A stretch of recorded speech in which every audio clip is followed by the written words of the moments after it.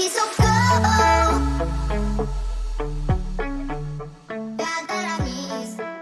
Hello, everybody. Hello, guys. Welcome back. Welcome welcome. back. Yeah. Or if you're new here, hi. I mean, if you're new here, you should have listened to the other two, but you know what I mean.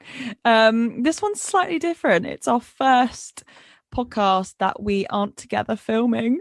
I know. Miss you. I feel quite lonely over here. We are trying to get used to doing it by Zoom, which is a whole minefield. We just got used to doing it in person, and now we're trying to do it over Zoom. But it has taken us a few hours to even get to this point, but we're here now. We FaceTimed at 12:30 and it is now almost 5 o'clock, so that's brilliant. That's right. We've recorded nothing. This is the first thing. So that's really good, but it gets easier from here. I feel like it'll get easier for us and the episodes will get better, hopefully. Yeah, I think they hopefully have started to, like, even already when I listen to the trailer, I'm like, oh my god, we could have done something better, but we're learning as we're going. By now you guys should be getting to grips with things. You're feeling a bit better about being at uni, you're feeling a bit better about your life after school, you're feeling a bit more in the swing of things. However, this could also be the time in your life where some of the not so nice things are starting to get on top of you. While being at university, while being in your early 20s, you've got that new routine, that new structure of life. And yes, you might have some of the good, you might have made some friends, you might be settling in, but you also might have started to feel a bit rubbish. Yeah, it's really easy for things to start to get on top of you if you don't give yourself enough time to just sort of recalibrate, recoup, recharge. Yeah. So I put a poll on the Instagram. Yeah. Shall I read out, Ellie? What do you think? You tell me what you think. Oh, God. The poll says. So the question was, did you struggle more with mental well-being at university than you expected? Yes or no? Okay. Did I? Well, what do you think? What do I think? What percent I think? What percentage of people do you think said yes? Oh, God. If I'm being honest, I think at least 70%. 98% of you guys. Are you joking? No, 98%. No. Oh my gosh. I am joking. 89. Sorry. Oh my gosh. What's wrong with me? 89. I read it the wrong way around. 98%. 89% of you guys said that you struggled more than you thought you would at university with mental well-being. That is sad though, isn't it? But it's just, I think it's the reality of being in your early 20s, being 18, 19, 20 in the world we live in now. Like, I think that is the reality. And it actually hasn't shocked me, which I think is a shame. Like, I want to be shocked by that. I want everyone to be feeling happy as Larry, but this is why this episode is for you. We're going to go into detail about mild anxiety and emetophobia at university. We're going to talk about body image. We're going to talk about how to get out of a bit of a rut when you get into university, and we're going to give you some advice. We're going to give you some places to go if you feel like your anxiety is worse than just mild anxiety. Give you some places to go if you also feel like you are possibly depressed. But yes, this episode's going to be a general sort of roundup of mental health at university and being in your early 20s. So we hope you guys love it. It's a bit more of a serious topic. We've decided to end it with our advice and good websites that we have found instead of doing funny stories. But we hope you enjoy, and we hope that it can help. Just a quick disclaimer before we start. This episode focuses on mental health topics, including depression, anxiety, and body image. If this isn't something that you think you're ready to hear right now, then click off it, don't listen, skip it, save the podcast for next week, as we hope it'll be a little bit more lighthearted than it will be today. We are not qualified. This is just our experiences. If you're really struggling, the university and NHS offers free services such as therapy and counselling. And you can also skip to the end of this episode for more information on specific services. Yeah, it is not a bad thing if you do have to ask for help. Always, always, always reach out if you're struggling, please. We've also put some links in the bottom of this podcast to any of the services that we do talk about.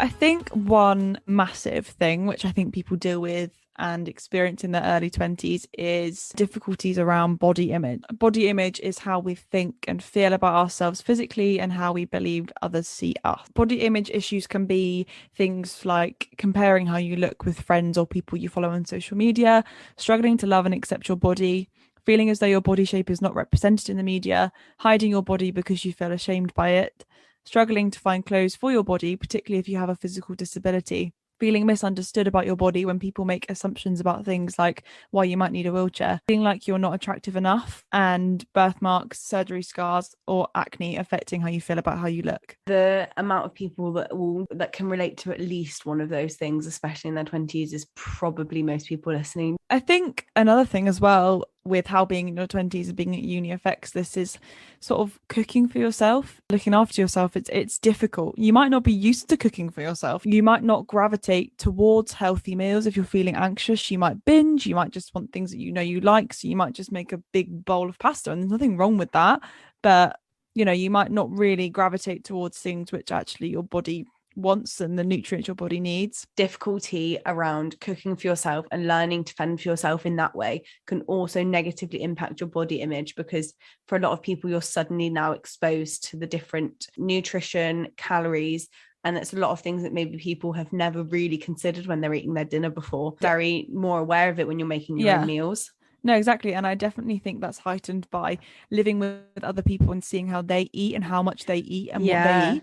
And I think if you're someone who's used to eating, I don't know, bigger, like me, like I'm a big foodie. I'm like 5'8.5". I love my food. I could eat all day, every day. I definitely found it hard going to university, and me just going in the kitchen and cooking my like normal sized meal and then being around people who eat a lot less than you, and that can be quite triggering. That can then I think it leads to comparisons it when does. there doesn't need to be any, but it's hard to make your brain not do that, which again can really negatively impact your body image, because we go back to like the first thing you said, comparing how you look with your friends or people you follow on social media. Every single individual on this planet needs a different amount of food, needs different kinds of food, like we are all so different. Like you just have to eat what you want to eat until you are full. You don't eat less and just be hungry the whole day, because your body needs food. I think you have to remember that if every single person on this planet ate the same thing, the same 3 meals every single day and did the same amount of exercise, we would all still look completely different. No, exactly. No one's bodies are built the same, and you need to think about you need to satisfy yourself. You need to eat till you are full. You need to eat what you want, what you know and love, and you just need to stick with that. You should not compare. It's just a key thing, because I do think going to university and cooking for yourself and being exposed to other people like that for the first time, it can trigger sort of negative body image thoughts, but you just need to like remind yourself that, you know, you need what you need, and that is different to what, I don't know, John needs to the left of you. Jim. Jim from episode 1. Episode. Don't force yourself to be blimmin' hungry, please. Being hungry is horrible, you know. Like, enjoy yourself. If you look after yourself, you will feel better about yourself. You won't be so susceptible to feeling so anxious and things like that. Like, take care of yourself, treat yourself with that love, that care, you know, like you deserve, and don't compare to other people, because you need different love and care than someone else does. Exactly. And your body will repay you. Good fuel, it will repay you. Give your body the nutrients it needs, the love it needs, the food it wants, the food it needs. But also, I feel like body image is not just about weight, and something that like a lot of people might suffer with is your skin, so like acne and birthmarks. And that's something I definitely suffered with, was my skin, because I think the lifestyle of uni, the drinking, it comes out in your skin. Maybe not for everyone, because some people are just naturally blessed with amazing skin, but I am definitely not one of those people.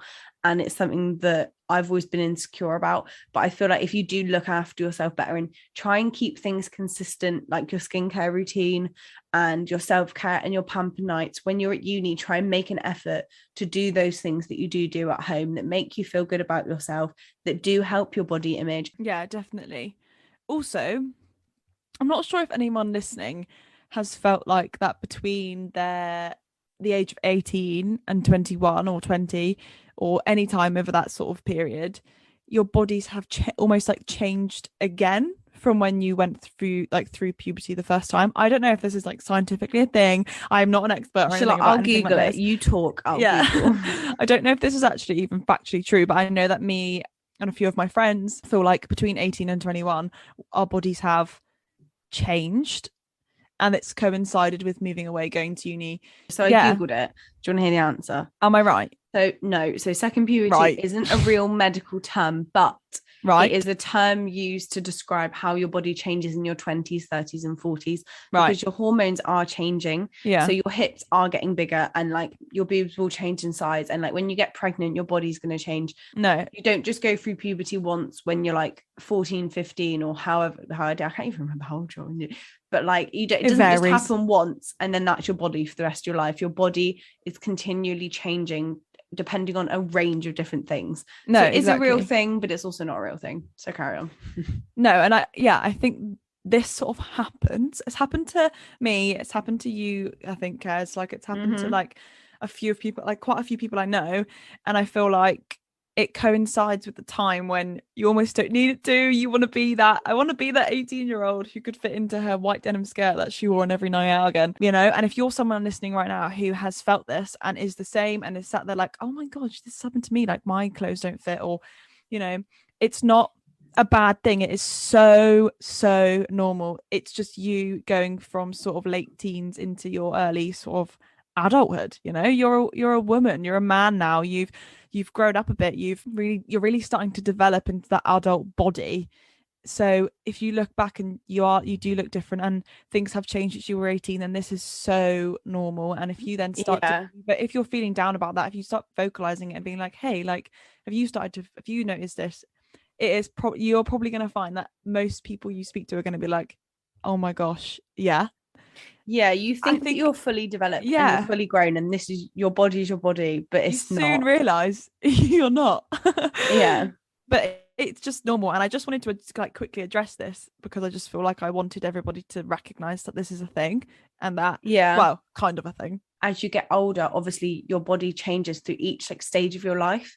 And we just want everyone to be aware that like as you do go through uni and you are in your 20s, your body will be changing, but don't be disheartened by that. There are a few things that I have found have helped me and Kez has found that have helped her with our body image, growing up and getting older and getting older growing up and, getting older. That is true. So I think just growing up and being in your 20s with social media is something that no one's experienced before. Your parents can't really help you because the chances are, depending on how old they are, they didn't grow up with social media in their 20s.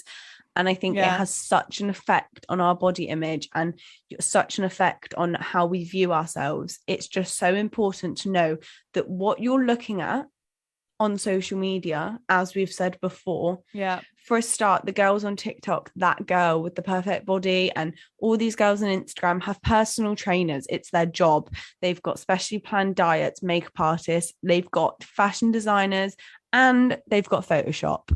And what you see is not real, and you just have to remember that.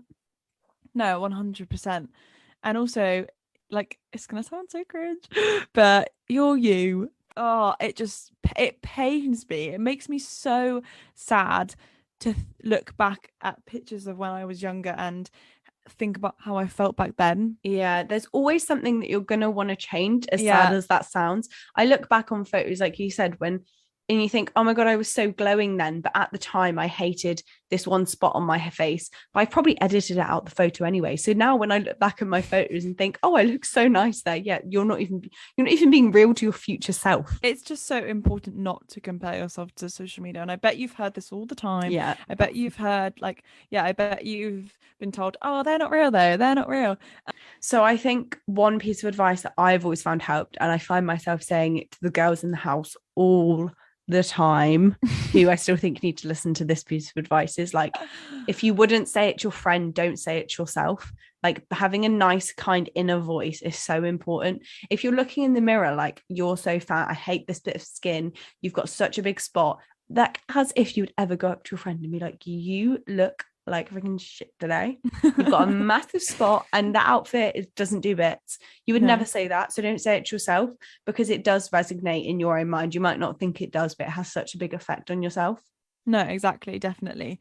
This also kind of like Kez making that point about her saying it in our uni house, like spend time with the people who lift you up and make you feel good, right? 100%. Because it's just the key to being happy. I also think another thing which is great for your mental health overall, but also for like making you feel better about yourself, is getting those endorphins going in your body, in your head. Like if you can just keep moving, like get yourself moving, get yourself up. This could be anything from going to the gym, going for a walk, doing yoga, going on a run, going on YouTube and looking at some dance hit workout and just sort of do you know what would be good for this in a girl's uni house? What? A Wii, like Just Dance on the Wii. Just like get on or some a boy, Just Dance. like boys could love Just Dance too. Yeah, why did I say anyone can use a Wii? They're not.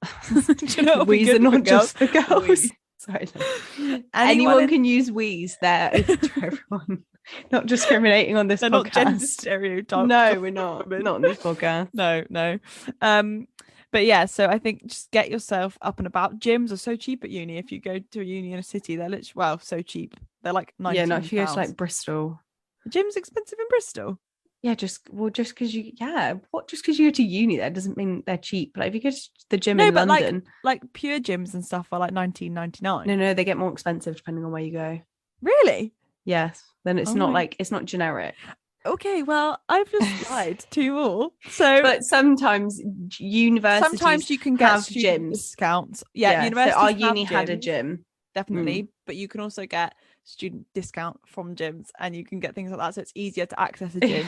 If you do want to go to the gym, if you don't want to go to the gym, go on YouTube, type in like ABBA dance hit 30 minutes and just jump around and dance for 30 minutes. Do a Chloe Ting workout. Who remembers them? Should we bring them back from lockdown? Chloe Ting. I never jumped on the bandwagon. No. Did you not? I was a Megan Grubb girl.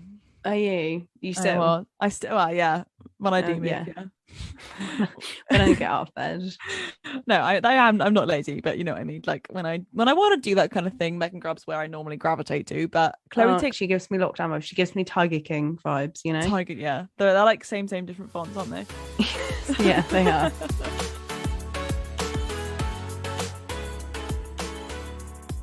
It's so easy to get into a rut at uni. Yeah, down days are so common at university. And we kind of touched on this in the first episode about kind of like when the excitement dies down. Like, it's not all fun and games all the time, like we said. Yeah. And you can overthink, get in your own head, make up these fake scenarios that aren't even happening. These are some of the lows. These are some of the lows you can experience. Yeah. And it's so easy to spiral when you're at uni, when you're in your little box room. Yeah. And it's just feeling lonely. Important. So as a bit of summary advice from us, don't be scared to go home. Phone home, FaceTime your like friend. E.T. Yeah, E.T. Oh, yeah. FaceTime your friends, like ring your mom, ring your dad, ring your grandma, like ring people that you love. Go home. Yeah. If you have a boyfriend or a girlfriend and they're at a different uni, go visit them. Go and just if you're feeling low, just go, don't feel guilty. Don't feel guilty that you're going to miss out. Just go home, do what's right for you, do what you feel like you want to do. And if you want to go home and you're having a down day, go home, get yourself out of the rut, recuperate and come back. Definitely. Feeling fresh, 100%. Feeling all looked after. You've had your meals made for you, you've had a nice bath and whatever you do. So that brings us on to treating yourself, looking after yourself. Always have something fun planned. Yeah. If you've got a boyfriend, I mean, we're going to go into this in detail in another episode, but we've always said have the next time you see someone planned. So have something fun planned, even if it's going to the cinema with your friends. Yeah, even if it's like using who you live with. So as a house, doing a movie night, a pamper evening, cheese and wine night. These are some of our favourites. If you want to go to the pub and play a game of pool or go and watch the football at the pub, one thing we can recommend so much is doing like wholesome things with your house and with your flat. Do make you feel a lot better. So use them to your advantage. If no one else you live with. If no one else is like suggesting anything, you suggest it. Just don't be scared to go home. Reach out to the friends that you know you can trust at that point, and always have something fun planned. Don't forget to look after yourself and treat yourself. Love yourself.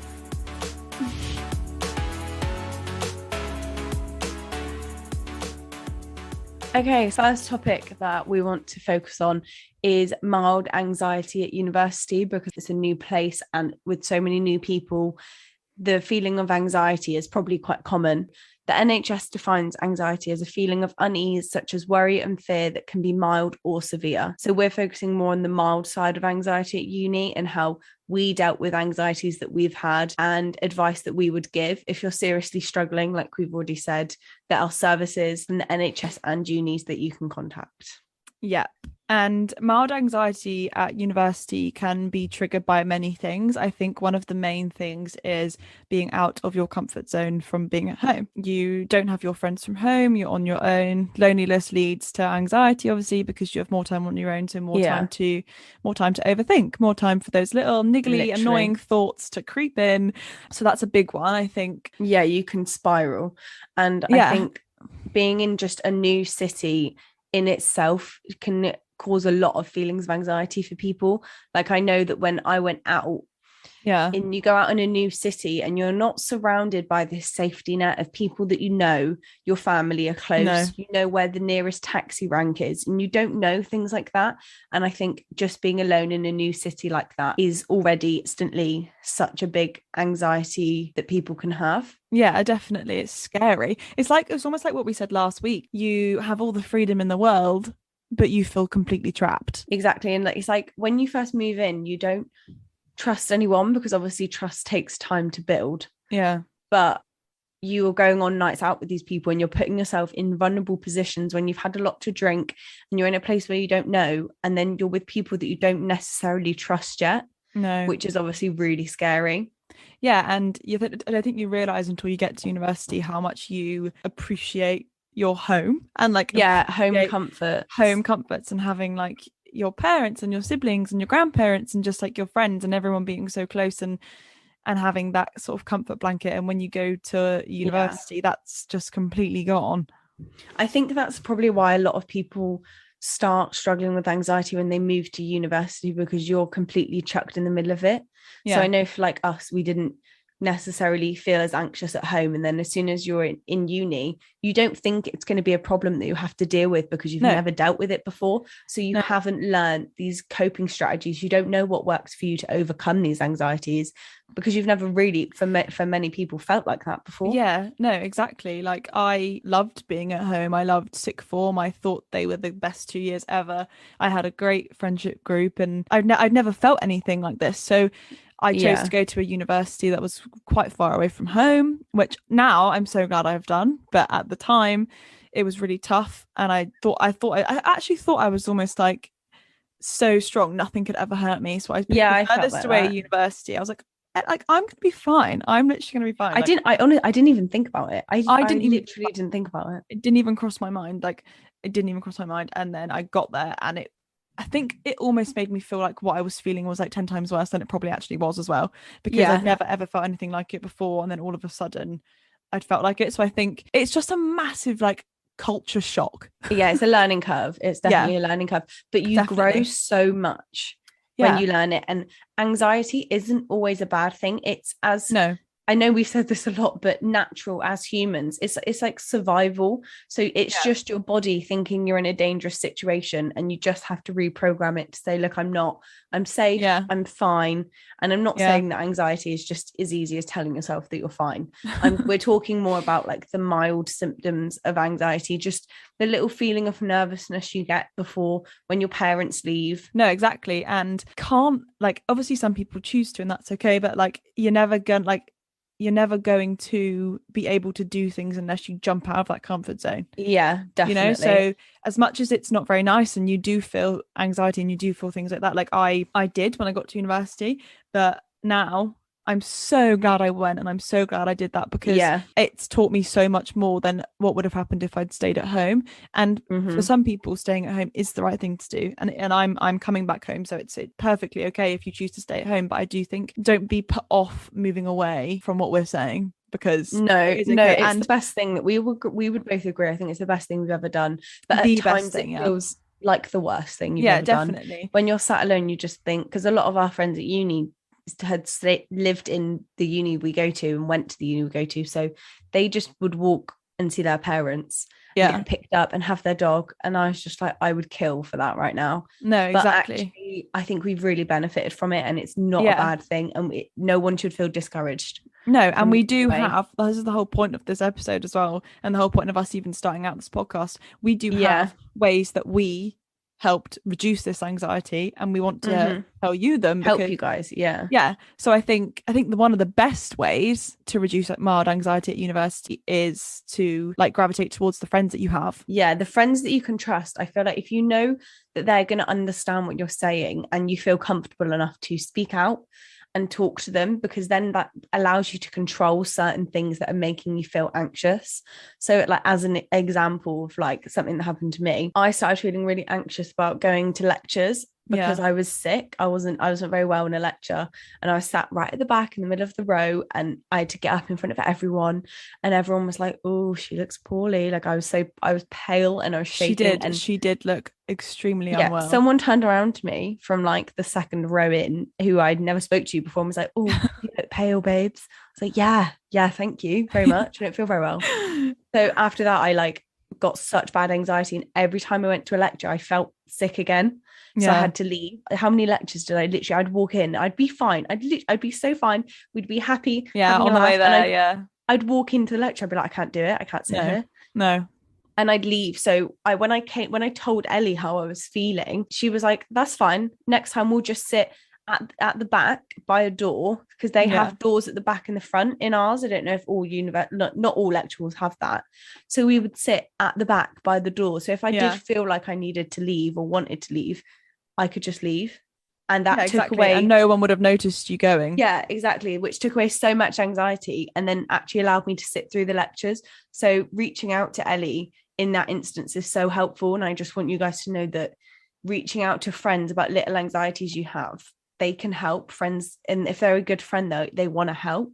Yeah, exactly. And obviously if you have struggled to make friends, or you feel like you haven't made that connection with people at university yet when you are feeling low, then use FaceTime, use any like messaging sites, just get in touch with the people that you love and that help you, because it's just the best thing. But also if you have some flatmates who you might not feel like are your bestest friends, you might be feeling a bit sort of meh about them, tell them, because I bet it will, one they'll help you and they'll make you feel better, and two, it could help you grow closer.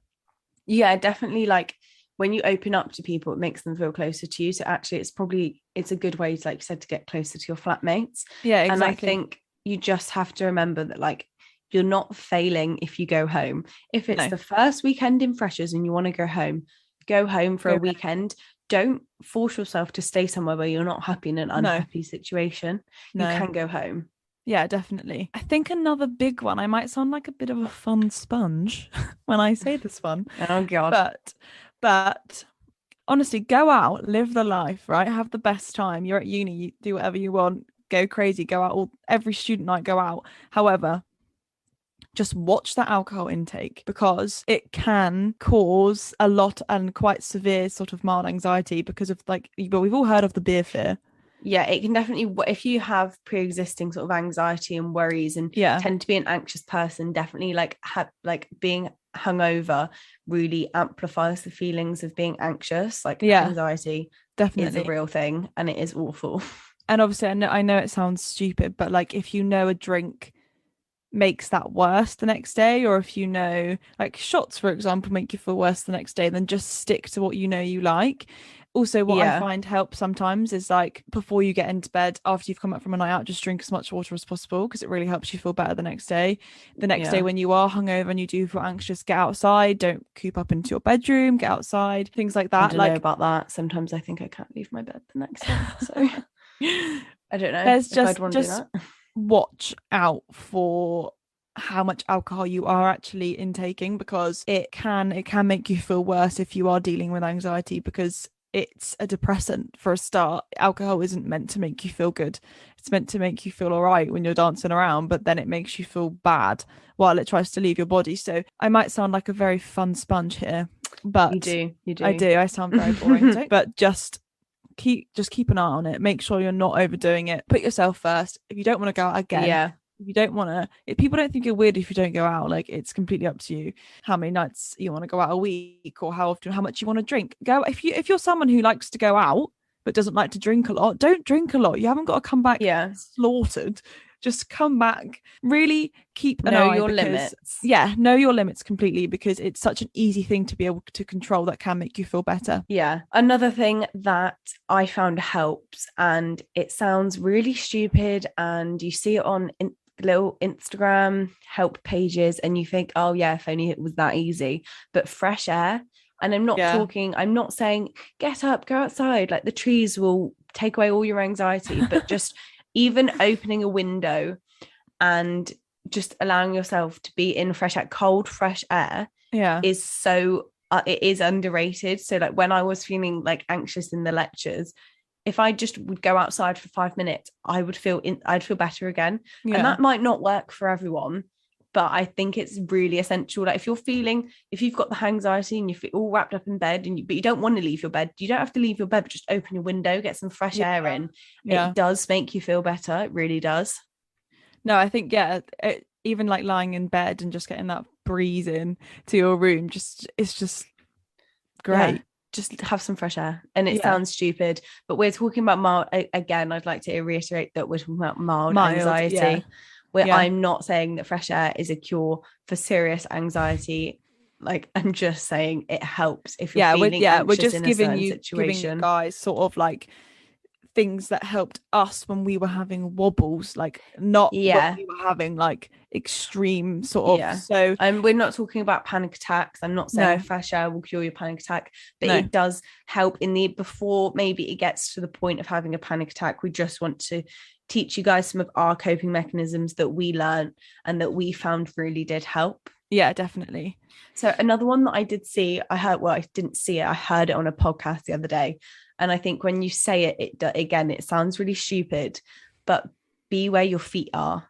So be present in the moment. So I think a lot of anxiety comes from worrying about maybe the future, things that haven't happened that could happen, or things that have happened that you can't control anymore. So be where your feet are.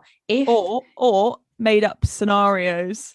Yeah, that's what I'm saying. In the future, or in the never ever, or in a these things will never happen, but for some reason your silly little brain makes them up. And I just think is the sort of saying that people say, like, if you're worrying about things that are going to happen in the future, you're worrying about them twice, because it might not happen, especially if you're making it up in your own brain. And it's hard to rationalize it like that in the moment. But if you just think about your feet, like literally think about your toes, think about what nail polish you've got on them, or think about what socks you're wearing that day. Like literally think about your feet and think where they are at that precise moment.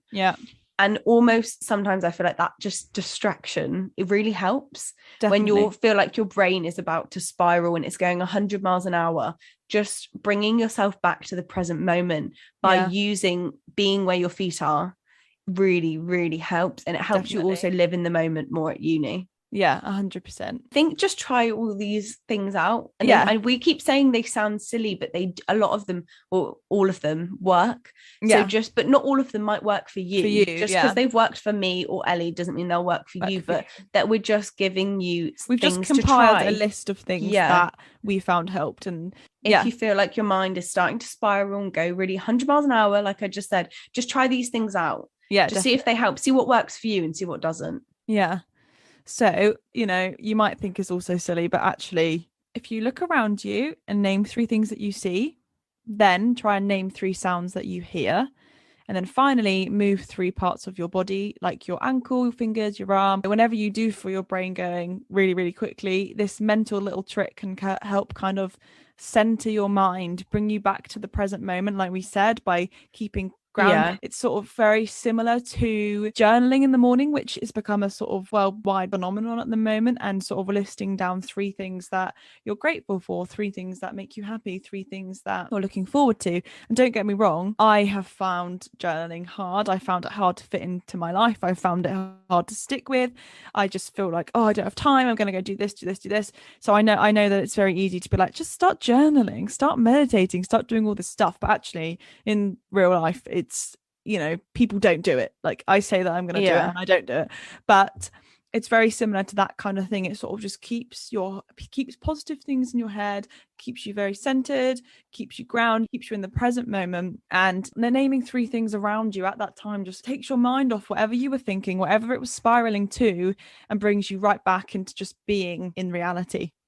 To summarize, we think speaking to your friends, use the people around you to help, get some fresh air, try and reduce your alcohol intake. Like, we're not saying don't drink, just know your limits, reduce it. And then the 3-3-3 rule. So 3 things you see, hear, and your body. And then remember your feet, be where your feet are. Try and journal if you can fit it into your day. I mean, we've struggled, we tried, we didn't get on with it, but a lot of people like it. So try it out, see if it works. But or even if not journaling, just like when you wake up, just think about the things. No, you don't have to write them down, just think about them. So we hope you try a few of these if you are feeling sort of mild anxiety at university. We hope these things work for you. Do let us know as well, like message on Instagram or something if you have any other ideas, or if you do try them and they do work for you. It would be really nice we'd love to hear. We would.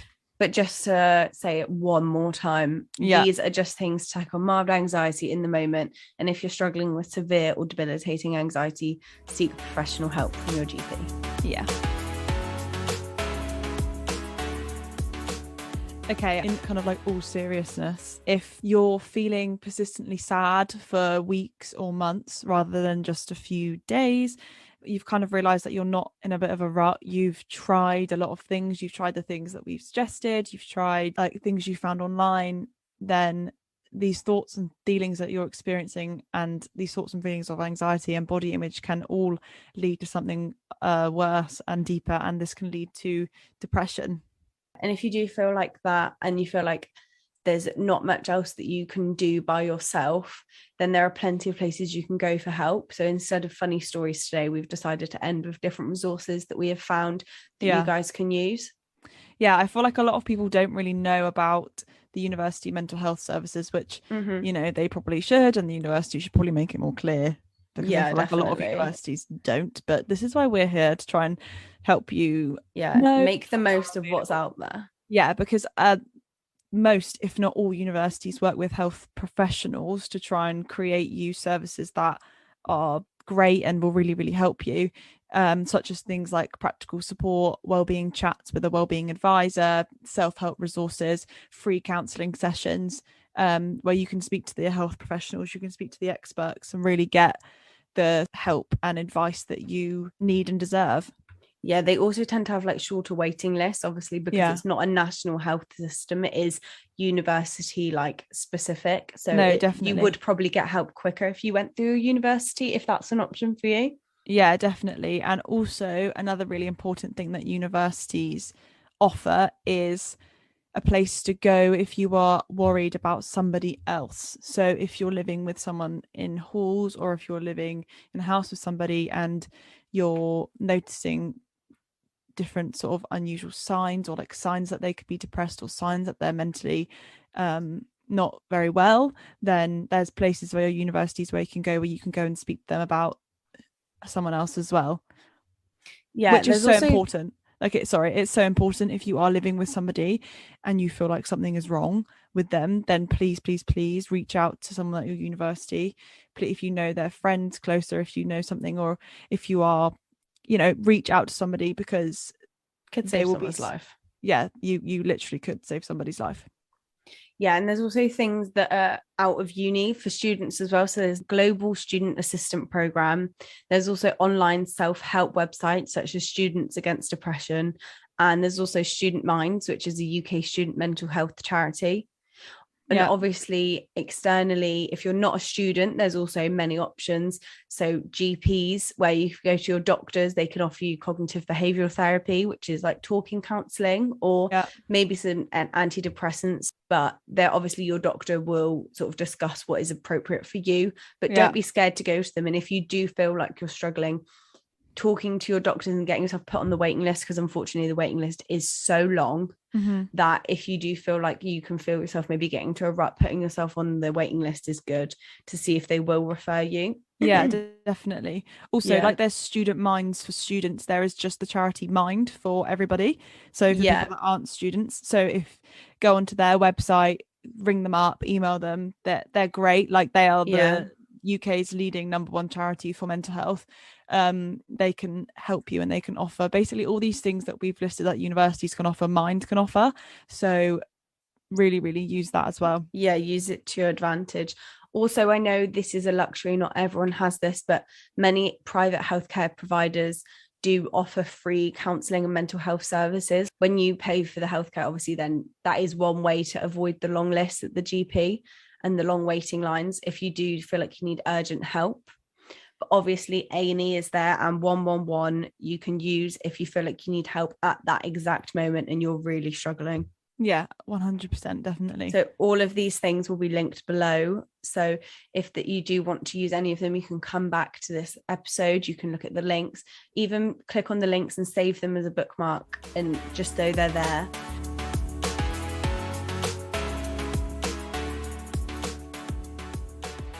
Okay, guys, that is the end of the episode. Thank you so much for listening. Yeah, we really hope that this episode has sort of highlighted some key things that we think are really important at the moment. And we think that will help you, and some advice that we think will help you. Yeah. Because that was the aim of this episode. Obviously, it's not the most lighthearted chat. It's sometimes not very nice to listen to, but I think it does have to be spoken about. Yeah, it encourages conversation if we speak about it, and I think that's key. So we really hope that you have enjoyed it and it has helped you. Yeah, if you feel like there's anything we've missed, feel free to message us. Yeah, we'll incorporate it into another episode. We really want to cover everything and make sure you're as prepared and feel as good as you can be about your 20s and about uni. Yeah, we really want to hear from you. We really want to hear sort of your feedback, and even in general, like if there's anything you want us to touch on, if there's anything you want us to talk about, just send us a DM on Instagram or contact us via any of our social media, and we can do a podcast episode all about that as well. So yeah, the whole point in this podcast is like literally just to try and help someone. If we literally help one person, we'll be happy. We really want to incorporate you guys into this podcast, so please be interactive and follow us on all the socials, as all podcasters say. Like, comment, subscribe, follow for more. Save the date for the podcast. Oh god, I know. Okay. Right. Love you guys. Thank Bye. you. Love you. See you next week for another episode.